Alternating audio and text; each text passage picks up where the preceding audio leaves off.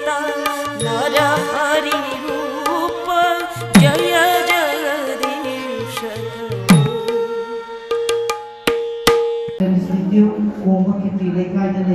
संस्थान 1982 रेस्टा तौदुना मणिपुर की कल्चर थामता जगोई लेपना मणिपुर की वांगद इंडिया की वांगद अखोई सरकार अचौब प्रोग्राम लाक्चरी प्रोग्राम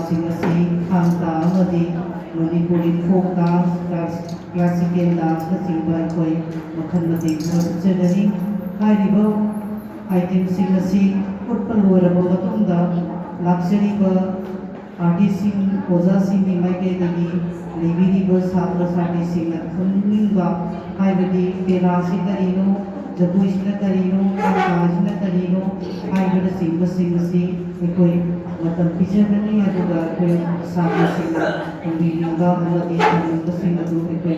पाठोजगनी प्रोग्राम मखा चथजोना मैके मे हाई स्कूल की हेडमास्टर ओजा ओजा प्रेम कुमार सरबू लाक्चरी आर्टिस्ट की मैके खुद स्टेज उपसरी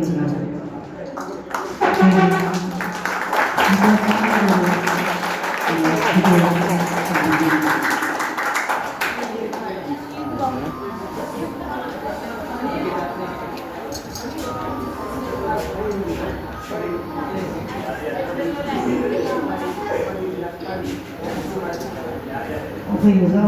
ओजा की वीडियो पार्टी कुमार शर्मा है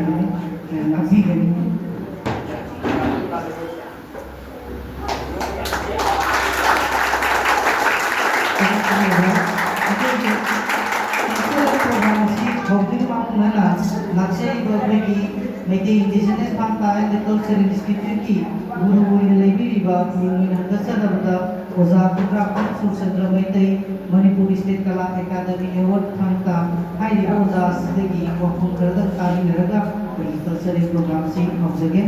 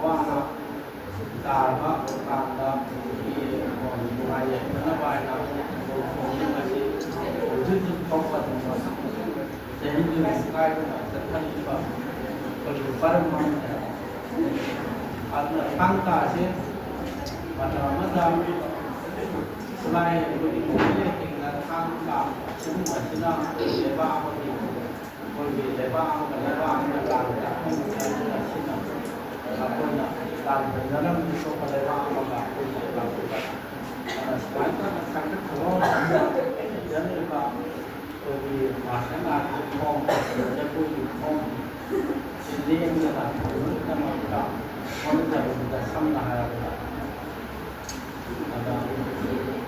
ꯑꯁꯤꯕꯨ ꯑꯩꯈꯣꯏꯒꯤ ꯁꯥꯇ꯭ꯔꯁꯤꯡꯁꯤꯅ ꯑꯃꯨꯛ ꯄꯨꯟꯕ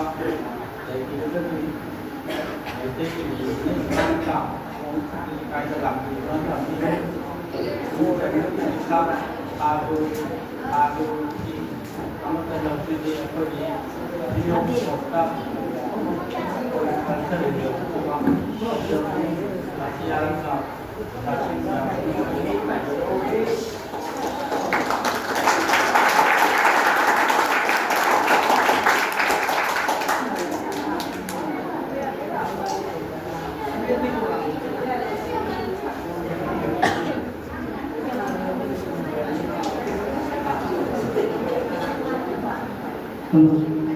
ꯍꯧꯖꯤꯛ ꯑꯩꯈꯣꯏꯒꯤ ꯂꯥꯛꯆꯔꯤꯕ ꯇꯤꯝꯁꯤꯒꯤ ꯒꯨꯔꯨ ꯑꯣꯏꯅ ꯂꯥꯛꯄꯤꯔꯤꯕ ꯑꯣꯖꯥꯅ ꯋꯥꯐꯝ ꯈꯔ ꯊꯝꯕꯤꯈ꯭ꯔꯕ ꯃꯇꯨꯡꯗ ꯍꯧꯖꯤꯛꯇꯤ ꯑꯩꯈꯣꯏ ꯀꯜꯆꯔꯦꯜ ꯄ꯭ꯔꯣꯒ꯭ꯔꯥꯝꯁꯤ ꯃꯈꯥ ꯆꯠꯊꯖꯔꯒꯦ ꯑꯍꯥꯟꯕ ꯑꯣꯏꯅ ꯄꯦꯅꯥ ꯁꯩꯁꯛ ꯃꯇꯦꯛ ꯑꯃꯈꯛꯇꯪ ꯇꯥꯃꯤꯟꯅꯔꯒ ꯍꯥꯏꯔꯤꯕ ꯄ꯭ꯔꯣꯒ꯭ꯔꯥꯝꯁꯤ ꯃꯈꯥ ꯆꯠꯊꯖꯒꯦ ꯍꯧꯖꯤꯛ ꯑꯍꯥꯟꯕ ꯑꯥꯏꯇꯦꯝ ꯑꯣꯏꯅ ꯀꯧꯈꯠꯆꯔꯤ ꯄꯦꯅꯥ ꯁꯩꯁꯛ ꯍꯥꯏꯔꯤꯕ ꯄꯦꯅꯥ ꯁꯩꯁꯛ ꯑꯁꯤꯗ ꯁꯔꯨꯛ ꯌꯥꯕꯤꯒꯗꯕ ꯑꯣꯖꯥꯅꯤ ꯃꯨꯇꯨꯝ ꯕꯀꯤꯝꯆꯟꯗ꯭ꯔ ꯃꯩꯇꯩ ꯃꯍꯥꯛꯁꯨ ꯑꯩꯈꯣꯏꯒꯤ ꯅꯣꯔꯠ ꯏꯁ ꯖꯣꯟ ꯀꯜꯆꯔꯦꯜ ꯁꯦꯟꯇꯔꯒꯤ ꯌꯪ ꯇꯦꯂꯦꯟꯠ ꯑꯦꯋꯥꯔꯅꯦꯁꯅꯤ ꯍꯥꯏꯔꯤꯕ ꯑꯣꯖꯥ ꯑꯁꯤ national ꯑꯦꯋꯥꯔꯅꯦꯁꯅꯤ ꯂꯧꯕꯤꯔꯁꯤ pena ꯁꯩꯁꯛ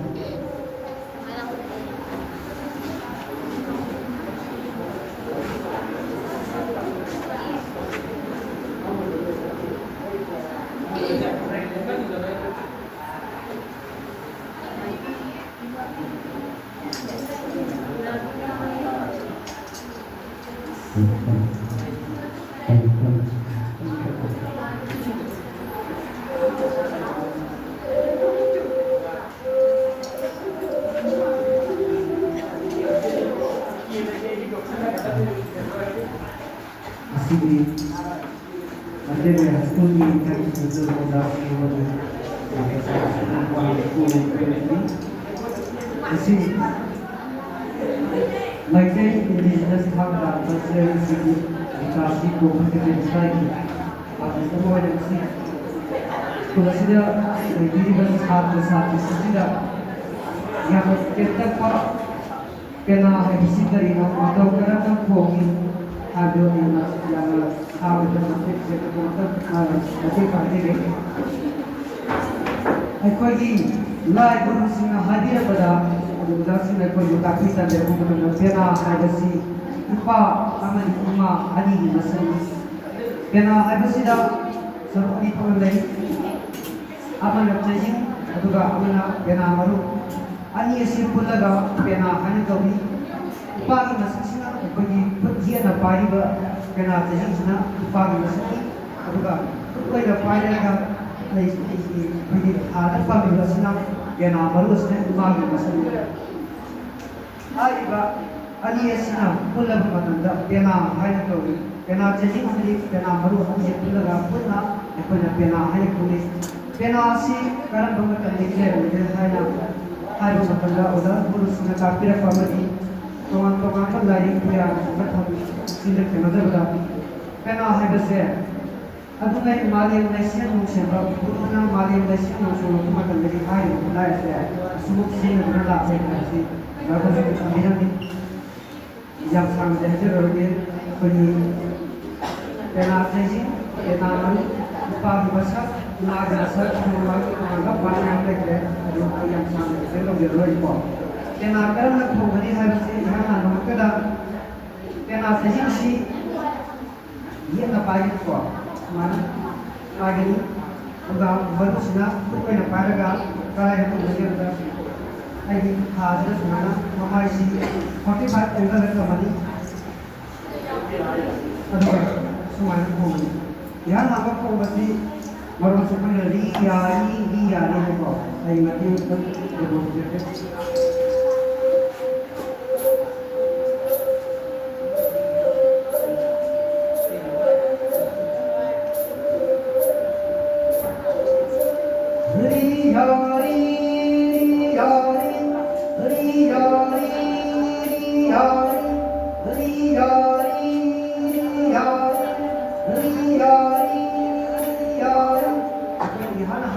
kena tama matan di ana do moro kena di kulon se ai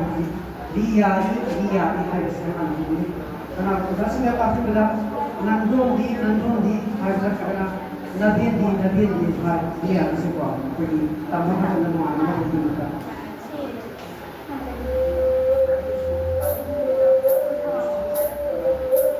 nandong di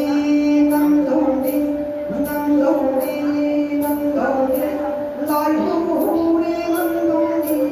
lai hu ri nandong di ai是蛮来着nandong di dia ya seperti nandong di na mereka nabi di hai mereka Jangan sih tak kita ni, tapi hai benar semua punya sifat juga, punya benar mana tak kita ni. Sih bagaimana? Kena ini semua ni ya kerana kena sih lahirau berwena, lahirau apa pun jadi mana pun dia itu lahirau apa pun kena sih sangat pun kerana dan berada berwena. Ini dari lagi tahu saya ini kawan-kawan lagi dengan kita atau pagi pagi kemudian jadi ini begitu kalau bersifat berubah yang kami paham bersifat kawan-kawan kalau tidak kayak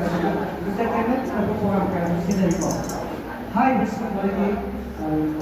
yang sangat mudah yang nanti kita pergi lain hal bagi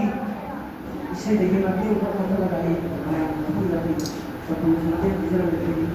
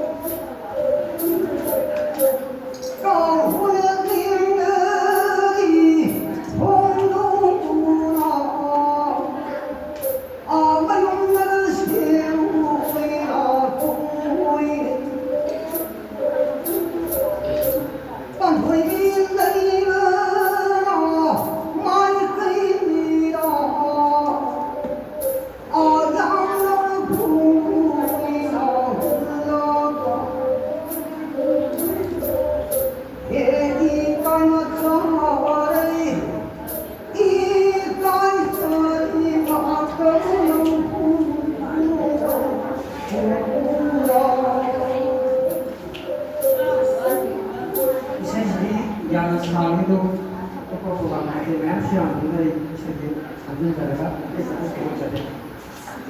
पेनागी आपesa sebuah penagi mereka menimba kita mengambil lepas itu sekarang hamba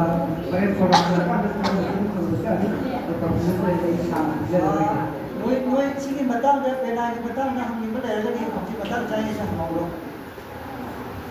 Benar?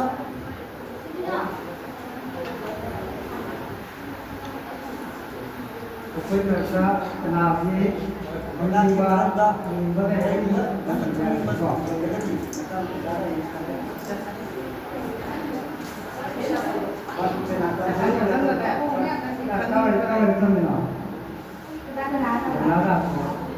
मागे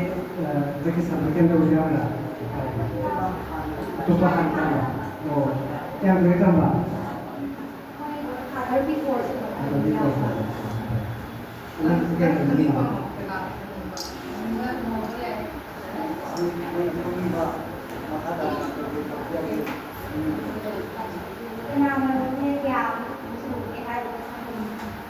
tulung di bawah. Kena tulung di, kena sisa apa dari kaba. Kena sisa apa juga hai, nanda tahu macam mana. Kena sisa apa hari kita kaba kerana hari kita tak. Mana hai bawah. Tulungnya kena sisa apa hari bawah. Orang kena sisa apa hari kita tak bawah. Sisa apa jika kasih nanti hari kita. Sudah nanti bagi lara sebagai yang jadi. सब कदर मानता बात करे कई को लेकिन थारे ही नहीं ये लोग नहीं और ये कुछ ये आपने दिखा कि कथा की को उस तरह को नाम तो नहीं मिलता है और उसको क्योंकि कमाई में हराओ बा लेकिन हराओ भी बा बड़ा हराओ भी बा वाह जो हराओ ये तो ये कुछ इतना फुलदा नहीं मरांगा नहीं कुछ हराओ कुछ है अमर तमाम ये मसला तमाम ये kena sisa mapan aja kena bukong dia harga pergi zaman juga untuk kita rekor hari itu dasarnya anak santri akademi itu guru ini cuma tanda akademi itu tambah tanda anak sudah tambah tanda sebelum sebelum tunainya tambah tunainya itu bukan sama mana sebelum kita kalau kita waktu sampai hari itu mereka harap beliau di macam beliau di beliau di anak dan sudah di kalau dia harap bisa sedikit itu kalau dia harap lagi kena sisa mapan sih kalau saya kalau dia kalau dia harap pergi mana daya sisa mapan karena dia cuma dia itu jadi orang kena pun sebagai sahabat kena kali hari juga itu jadi kena sisa mapan harap itu mereka kena sisa mapan itu boleh jadi perlu ada di pengadilan bah wah, kita ada di pengadilan, nanti ini sekarang hari itu menentukan berapa. Jadi orang itu sendiri berapa, lainnya nanti dia apa, kamera pengadilan itu berapa, macam dia. Jadi sangat pengadilan itu sendiri nanti ada di mana umum berapa, ya ini yang berapa. Ada orang pergi penat sukses, kalau harap sih terus sih mereka terlewat, penat sukses berapa. Tadi transaksi kalau dari mengajar itu berpunya mengajar itu tak boleh seperti ini dengan penjahat itu berpunya boleh itu berpunya kawan-kawan orang seperti mati tak ada ini jadi kami bawa kami tahu kami nampu kita takut ini wajib memerlukan kami ini tidak ada yang apa Orang seperti itu, tahu saya punya kenal ini hal yang ini, kalau saya sih kalau dia betul, ayah masih punya siapa sih yang betul, siapa apa ini, kalau yang tahu pada siapa anu enggak, siapa anu nanti kondisi ini kami juga, jadi ini kami mulai angkat media, mari kita itu sisa apa pun ini kami harus tahu ini, dari sisa, apa ini sisa yang masih ser, kami masih ser, tidak, jadi kami bawa pelakar. Mereka juga kalau harap pada antara macam mana, kami itu sekali lah. Kedua saya pasti biasa kami bawa besar kali juga. Ada jadi kami bawa besar dia. Jadi nak kena nama ini saya पेनागी सेसक मापन लई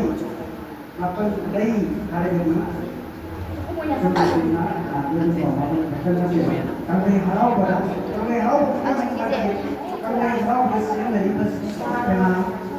maroon Yumna सेसक मापन हारगनी या हारगनी इसके सेसक मापन money Maiga लेमरे ले पात्र में तैयार में मने नोखाले में मनी ले बा कभी खांगे कभी पापो sikapnya kalian segi ganda hari mapan sila ta ba yakin kami tadi sikap yang bersih adalah begini lalu nak aksa asa hari nak buat ada ini saya beri aku boleh kau saya yang kerja kawan-kawan dah semua jadi kita lalu kawan-kawan dah semua kita dalam boleh kau kita baru nak apa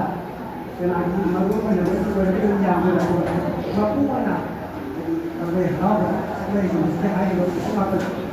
saja. Sebelum aku hal masih ada dengan set makan lagi ada saya. Aku juga ada beberapa mana saya kerja mana. Karena kerja mana saya selepas kerja. Kami anak orang jadi apa kita maksud untuk kita sama mana. Makan bahaya dia anak ini dari aku mungkin makan là sinh hoạt mình phải luôn rồi cái này là cái nhà hơn nó trong phòng cũng sẽ rất là ăn một số cái không đều là biết được thì có là cái hàng là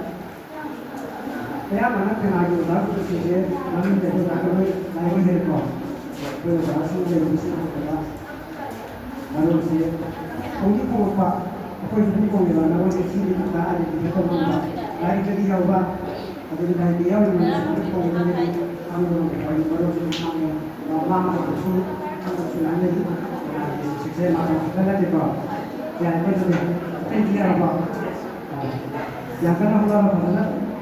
saya kira bahwa kita ada di ingin kita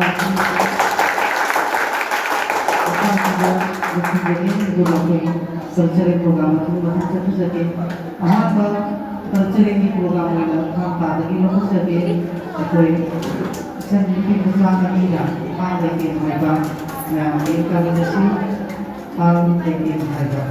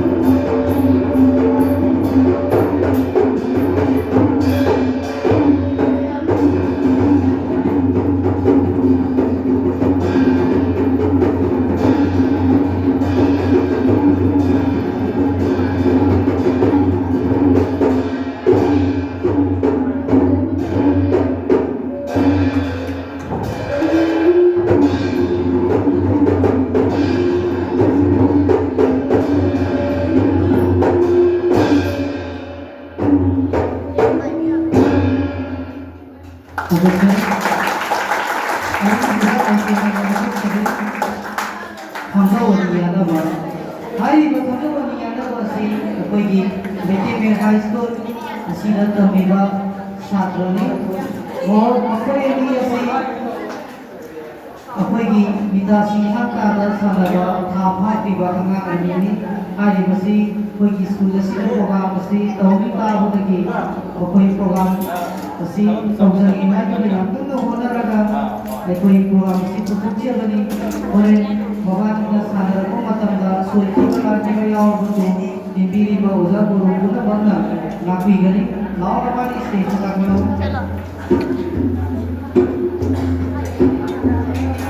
programme को विविधा हमारी ये हमारी class roll number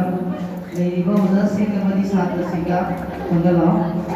तो कमरी के तो हम कर रही जोरे याना है तो को करने का I remember see I class 6 color is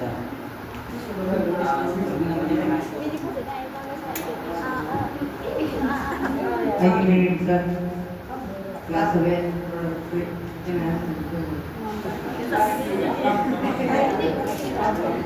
Ada sini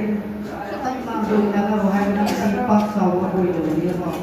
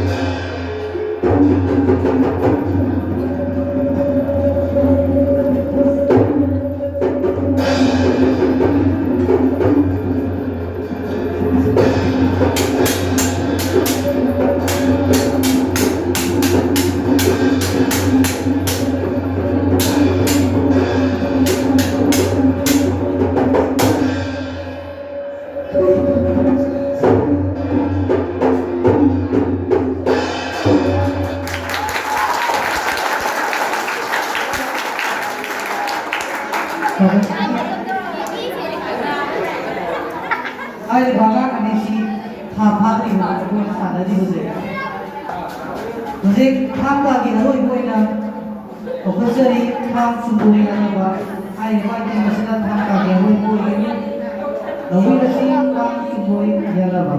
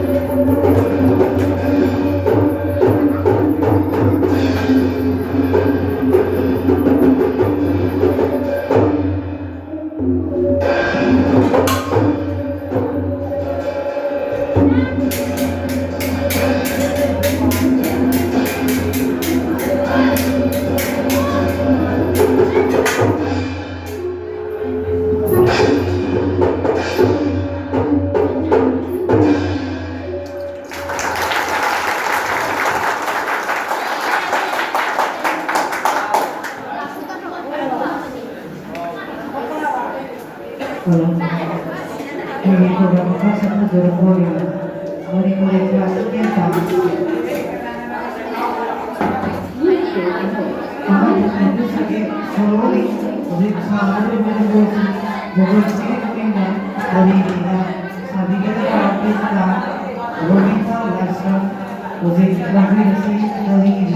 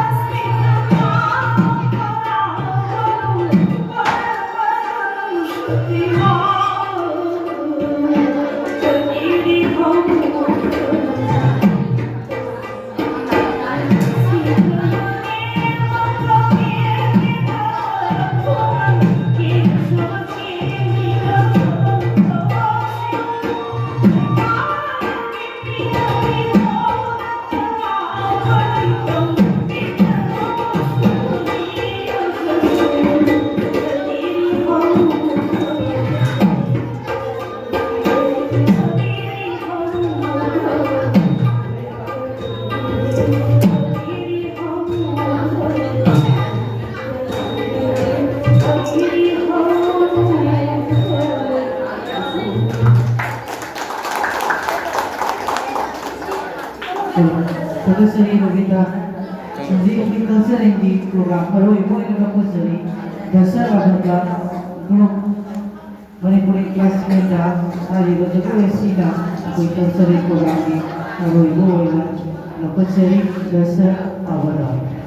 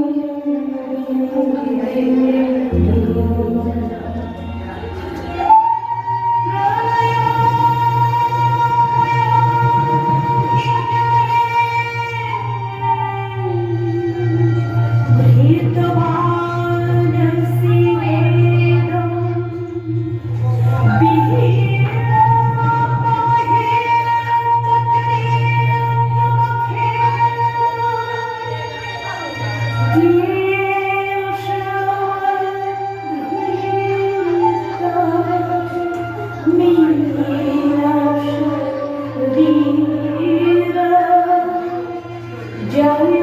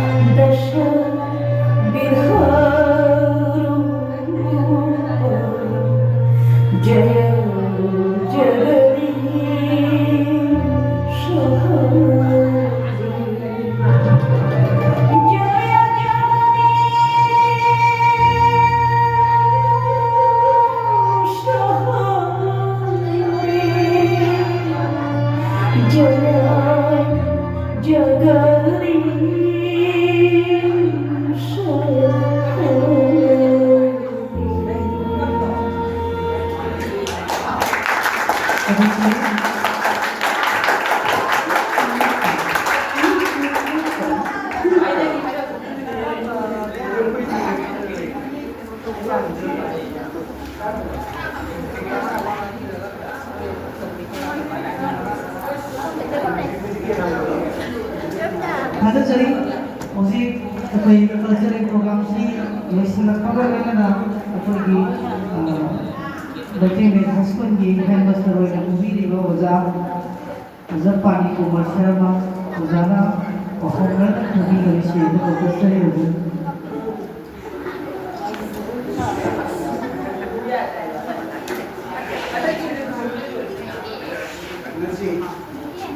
One day, orientation program on Anta Degree Baju Art and Education Program. I will be Ignace Agriba, meeting visitors, Nafta, President Institute, Itasi Hana, Program, Kasina, Senior Degree. एकोई school से आपिदना स्कूबा तागी अमदी परसे एकोई heritage यामना research करबा एकोई इरोदा बसिकी चपचरीबा स्कूबा परसे की ओबा जबई सेगी अदु फंबा असी सरम होइना एकोई पीबेदा बंदा यामना ताईबा स्कूल असिकी ऑर्गेनाइजेशन हमारी राशि की मफन को जरी सुबह एक बार आई ना गामी से नाते दाओ अनाम से एक बार इरम तक मसीदा मैं हो लो देखी एक बार खाना खाना भी आ रहा लाइक एक बार पाई फुसिंगा तंबीरम बा याम ना ममन लाइक रहा मफोलम सिंह से एक बार तुम ये हेरो सिंगा Biro sina hongnaba amadi hongnabagi tanja ama napoi da tri bani haina haina dawe haibade nang sarwa da dawami mase napoi na lai logo ekoi is samasa sida timi da lai ba puti makta hai ba ekoi culture sida da koi sauna masaktai loina na sports ki nam da so ekoi ki sanaroi si nasina yam na ekoi ki picture ko rei bani adu ko culture na ki chana ro hai rasini amu priya prabha ekoi ki lakchana bani masi he kai matam da ekoi ki sakta se mangaru yam ne ko aduna ekoi na school ba ꯀꯜꯆꯔꯦꯜꯒꯤ ꯑꯣꯏꯕ ꯄ꯭ꯔꯣꯒ꯭ꯔꯥꯝꯁꯤꯡ ꯑꯁꯤ ꯅꯈꯣꯏꯗ ꯑꯃꯠꯇ ꯑꯣꯏꯔꯁꯨ ꯅꯈꯣꯏ ꯍꯩꯍꯧꯅ ꯍꯣꯠꯅꯒꯗꯕ ꯍꯧꯖꯤꯛ ꯑꯣꯖꯥ ꯄꯦꯅꯥ ꯈꯣꯡꯕ ꯑꯣꯖꯥꯅ ꯉꯁꯥꯏꯒꯤ ꯇꯝꯂꯤꯕ ꯁꯩꯁꯛ ꯁꯛꯄ ꯁꯩꯔꯦꯡ ꯑꯃꯗꯤ ꯁꯤꯖꯤꯟꯅꯔꯤꯕ ꯌꯟꯇ꯭ꯔꯁꯤꯡ ꯑꯗꯨꯒꯤ ꯃꯇꯦꯡꯅ ꯑꯩꯈꯣꯏ ꯚꯥꯕꯣꯛ ꯈꯨꯗꯤꯡꯃꯛꯄꯨ ꯁꯨꯝꯍꯠꯍꯜꯂꯤꯕꯅꯤ ꯍꯥꯏꯕꯗꯤ ꯃꯗꯨꯒꯤ ꯁꯩꯔꯦꯡꯁꯦ ꯑꯩꯈꯣꯏꯅ ꯄ꯭ꯂꯦꯠꯐꯣꯝꯗ ꯁꯛꯄ ꯌꯥꯕꯗꯤ ꯃꯥꯒꯤ ꯃꯐꯝ ꯂꯩ ꯃꯇꯝ ꯂꯩ ꯄꯨꯡꯐꯝ ꯂꯩ ꯁꯛꯐꯝ ꯂꯩ ꯍꯦꯛꯇ ꯑꯩꯅ ꯁꯣꯔꯣꯛꯇ ꯆꯠꯂꯒ ꯍꯦꯛꯇ ꯁ꯭ꯇꯦꯖ ꯃꯊꯛꯇ ꯍꯦꯛꯇ ꯀꯥꯔꯒ ꯄꯔꯐꯣꯔꯝ ꯇꯧꯕ ꯌꯥꯕ ꯄꯣꯠ ꯅꯠꯇꯦ ꯑꯗꯨꯕꯨ ꯍꯥꯏꯔꯤꯕ ꯄ꯭ꯔꯣꯒ꯭ꯔꯥꯝꯁꯤꯡ ꯑꯁꯦ ꯃꯥꯒꯤ ꯃꯐꯝ ꯇꯥꯟꯐꯝ ꯂꯩꯕꯗꯣ ꯑꯗꯨ ꯈꯪꯅ ꯆꯠꯂꯒꯗꯤ ꯑꯩꯈꯣꯏꯒꯤ ꯀꯜꯆꯔꯒꯤ ꯅꯥꯠꯀꯤ ꯆꯠꯅꯕꯤꯁꯦ ꯆꯥꯎꯈꯠꯀꯗꯕꯅꯤ ꯍꯥꯏꯕꯗꯤ ꯑꯃꯨꯛ ꯑꯌꯨꯛꯇ ꯑꯩꯈꯣꯏꯅ ꯔꯦꯗꯤꯑꯣꯒꯤ ꯑꯍꯥꯟꯕ ꯄ꯭ꯔꯣꯒ꯭ꯔꯥꯝ ꯍꯧꯗꯣꯛꯄ ꯃꯇꯝꯗ ꯃꯣꯏ ꯇꯥꯔꯝꯒꯅꯤ ꯄꯦꯅꯥꯒꯤ ꯁꯩꯍꯦꯛꯅ ꯌꯦꯀꯥꯏꯔꯣ ꯁꯕꯤ ꯅꯤꯀꯣ ꯑꯁꯨꯃꯥꯏꯅ ꯇꯧꯅ ꯑꯩꯈꯣꯏ ꯈꯨꯟꯒꯤ ꯂꯥꯏꯕꯨꯡꯗ ꯂꯥꯏ ꯍꯔꯥꯎꯕ ꯃꯇꯝꯗ ꯄꯦꯅꯥꯅ ꯌꯧꯍꯧꯔꯛꯄꯗ ꯁꯛꯀꯅꯤ ꯃꯊꯪꯗ ꯂꯣꯏꯁꯤꯜꯂꯛꯄꯗ ꯁꯛꯀꯅꯤ ꯑꯁꯤꯒꯨꯝꯕ ꯃꯥꯒꯤ ꯃꯇꯝ ꯍꯥꯏꯕ ꯑꯃ ꯂꯩꯌꯦꯕ ꯃꯗꯨ ꯈꯪꯕ ꯑꯃꯁꯨ ꯗꯔꯀꯥꯔ ꯂꯩꯌꯦꯕ ꯑꯩꯈꯣꯏꯗ ꯂꯥꯏꯔꯤꯛ ꯂꯥꯏꯁꯨ ꯇꯝꯂꯤꯕ ꯁꯥꯇ꯭ꯔ ꯅꯈꯣꯏꯅꯗꯤ ꯁꯨꯝꯕꯁꯤ ꯊꯤꯖꯤꯜꯍꯧꯒꯗꯕꯅꯤ ꯀꯩꯒꯤꯅꯣ ꯍꯥꯏꯕꯗ ꯅꯈꯣꯏꯒꯤ ꯐꯤꯔꯦꯞ ꯑꯃ ꯂꯥꯛꯄ ꯃꯇꯝꯗ ꯅꯈꯣꯏ ꯀꯜꯆꯔꯁꯤꯒꯤ ꯃꯔꯝꯗ ꯀꯔꯤ ꯈꯪꯒꯦꯅ ꯅꯪꯒꯤ ꯃꯤ ꯑꯇꯣꯞꯄ ꯃꯄꯥꯟꯗꯒꯤ ꯂꯥꯛꯄ ꯃꯤ ꯑꯃꯅ ꯅꯪꯉꯣꯟꯗ ꯍꯪꯉꯛꯄ ꯃꯇꯝꯗ ꯅꯪꯒꯤ ꯅꯃꯥꯟꯅꯕ ꯅꯃꯥꯟꯅꯕꯁꯤꯡꯅ ꯍꯪꯉꯛꯄ ꯃꯇꯝꯗ ꯅꯠꯇ꯭ꯔꯒꯁꯨ ꯈꯨꯗꯤꯡꯃꯛ ꯃꯤꯅ ꯍꯪꯉꯛꯄ ꯃꯇꯝꯗ ꯃꯗꯨꯒꯤ ꯃꯔꯝꯗ ꯗꯤꯇꯦꯜꯁꯇꯣ ꯈꯪꯅ ꯅꯈꯣꯏ ꯄꯤꯒꯗꯕꯅꯤ ꯐꯣꯔ ꯑꯦꯛꯖꯥꯝꯄꯜ ꯑꯩꯈꯣꯏꯒꯤ ꯁꯥꯇ꯭ꯔꯗꯤ ꯍꯟꯗꯛꯀꯤꯗꯗꯤ ꯌꯥꯎꯔꯝꯃꯤ ꯑꯗꯒꯤ ꯃꯈꯥꯗ ꯃꯈꯣꯏꯅ ꯇꯝꯂꯤꯕꯁꯦ ꯅꯧꯅ ꯇꯝꯖꯔꯁꯨ ꯃꯈꯣꯏꯅ ꯉꯥꯏꯍꯥꯛ ꯄꯨꯜꯂꯝꯃꯤꯕꯗꯣ ꯌꯥꯝꯅ ꯑꯁꯨꯃꯥꯏꯅ ꯇꯧꯗꯅ ꯃꯈꯣꯏꯅ ꯇꯝꯂꯤꯕ ꯃꯍꯩꯗꯨꯅ ꯃꯔꯝ ꯑꯣꯏꯔꯒ ꯑꯩꯈꯣꯏꯒꯤ ꯀꯜꯆꯔꯁꯦ ꯃꯁꯛ ꯇꯥꯛꯄꯗꯤ ꯑꯩꯈꯣꯏꯅ ꯑꯩꯈꯣꯏꯒꯤ ꯁꯨꯃꯥꯡꯗ ꯂꯩꯔꯤꯕ ꯁꯤꯕꯣꯡꯅ ꯌꯥꯍꯧꯔꯛꯄꯗ ꯊꯣꯏꯔꯝꯃꯤ ꯃꯁꯤꯁꯨ ꯅꯥꯠꯅꯤ ꯃꯁꯤꯒꯤ ꯑꯣꯏꯕ ꯄꯔꯥ ꯑꯩꯈꯣꯏ ꯇꯥꯛꯍꯟꯈ꯭ꯔꯦ ꯅꯍꯥꯟ ꯅꯣꯡꯃ ꯀ꯭ꯂꯥꯁ ꯂꯧꯈ꯭ꯔꯦ ꯀꯜꯆꯔꯒꯤ ꯑꯇꯣꯞꯄ ꯑꯣꯖꯥꯁꯤꯡꯅꯀꯣ ꯑꯁꯨꯃꯥꯏꯅ ꯇꯧꯗꯅ ꯃꯣꯏꯕꯨꯡ ꯈꯣꯡꯕꯒꯤ ꯃꯔꯝꯗꯁꯨ ꯑꯩꯈꯣꯏ ꯇꯝꯒꯅꯤ ꯑꯗꯨꯅ ꯁꯨꯝꯕ ꯈꯨꯗꯣꯡꯆꯥꯕ ꯐꯪꯕ ꯃꯇꯝꯗ ꯅꯈꯣꯏꯅ ꯂꯧꯍꯧꯔꯤꯁꯦ ꯅꯈꯣꯏ ꯂꯧꯁꯤꯜꯍꯧ ꯆꯨꯝꯅꯒꯤ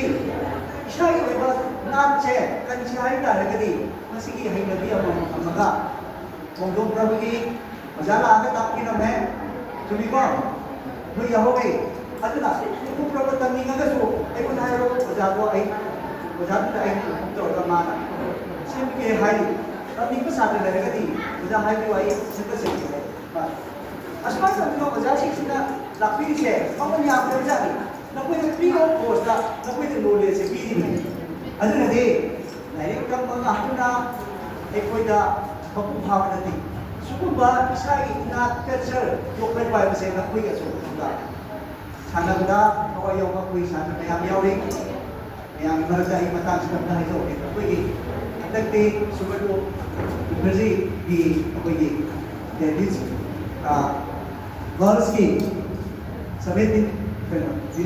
नता 17 years की अखोई स्टूडेंट लेवल की जोगी थापदा आईटी डिस्ट्रिक्ट लेवल का अखोई सानबने अदुबु लाइबखबना अखोई अनांगसिंग असिगी थोंना अखोई सानबगी नोसिं मरम ओरगा अखोई अनांगसिंग स्टेट लेवल की रिप्रेजेंट होइना अखोई की ओपा चदनी यामुना अगस्त की सेसना असिगी नमता ए मतang jana असिगी यादे अहो पाद निजे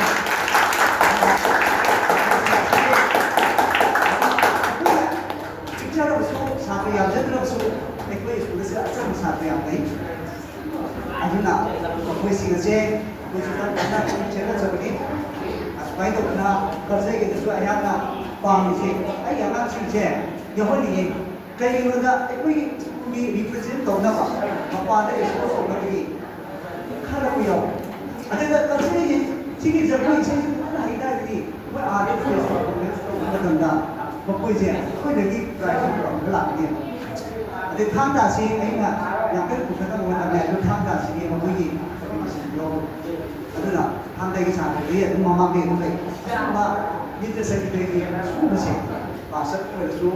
अदगी सुबा मोइ दसरा फुदार परसु सुबा अते दे स्कूलसि नेतलो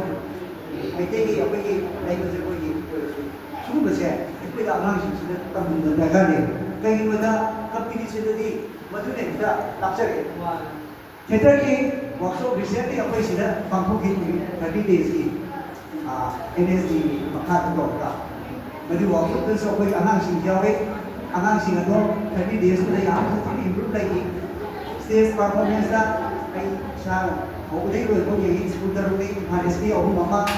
harvest ahu mama school da ro se 30 days ka competition to ni ai koi anang se so koi anang sing mo ke ni sahi ki no adu ro mo koi tawar ka tere kan kita mungkin stage performance berada kalau dia kayak gitu everything kita adu yang hai baik kan adu lalu timnya yang kau main jadi wan dia pun posisi atau anak sini kalau nanti kesian dia kayak ini kita mereka bilang terus yang hai nih adu mereka tu pak macam jaga hai di lain kita kena ya di semua memang senaga tapi itu bilang dia mah sampai apa tapi itu kerja berapa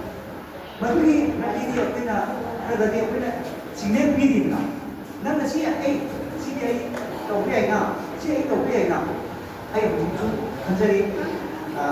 draft sih, kita tu kalau makan ni, ini kau boleh, itu kan, mungkin tu anak kita jadi pilih, masih juga tahu dia, mana sama siapa tahu dia na,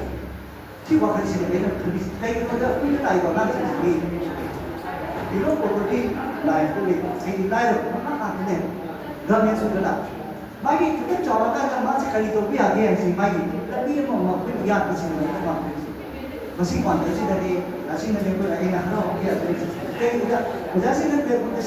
di besar. Itu yang kami ini meminta ditarik. Tahu mana? Jika di sini isi sampai nak, yang ini kata ni, apa kali apa? Turun kali. Karena memang sih kalau belah ada bisi kau jauh besar. Ini dua. Jadi saya mana nak akan boleh datang semua masih ni ayat nanti. Tapi semua na. Kayu apa di nanti bisi kita tahu dia tu. Lain nak na jangan ni hari ini. Kau macam ni cerita baik je. Sport secara bangsa sih sport. Mungkin jadi star orang. Apa itu kan sini? Kalau ni sudah star orang. Ada yang mana sahaja terang sih orang tu berarti star orang. Orang tu kau dia. Ada ni. Lain tu tak ada beri. Orang ni sahaja kali mau cerita tentang saya. Lepas Hongye pada sini. Aku ini saya ni pada betul tak? Jadi apa yang kamu nak kata? Nak ini yang kita jadi kau iba, nak ini nak ini kamu nak lagi. Tapi kita ini tu apa ni? Ada nanti nak ini kan apa tu kalau? Lain kamu ni ya roy, lain tu kita beri. Ada semua masih saya ni nak ini nak. Ini mau apa tu? Masih ada, ada lagi macam lagi. Itu ini masih lagi apa? Ini Mungkin production amadi si barata nang lagi ni mau aku kerap.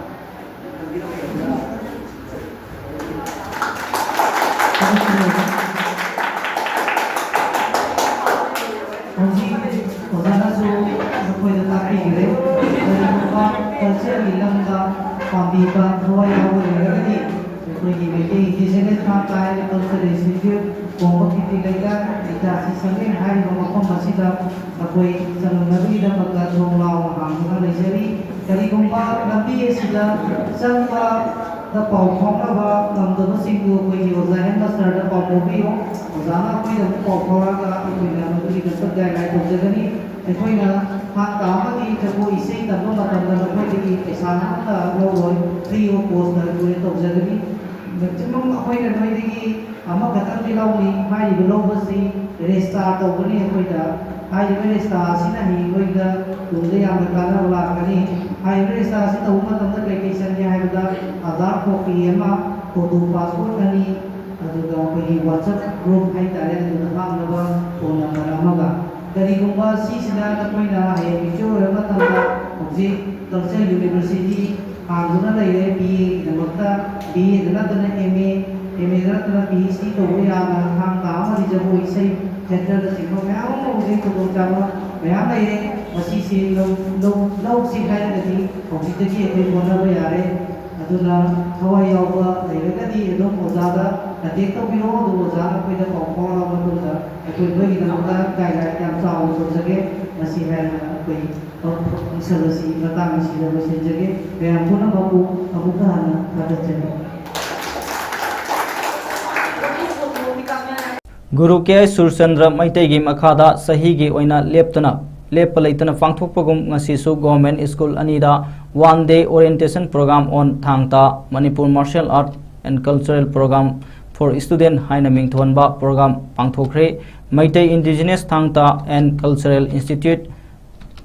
Kongba Khetrilaikai Imphal East Manipur na Kongbo makha Nandaibam Laikai Imphal East Manipur da Laibat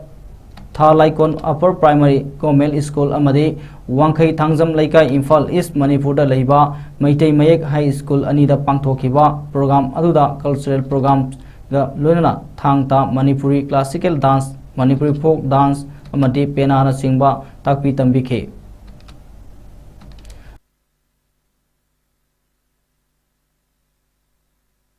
amata ngairaba culture bu yokhat pa amadi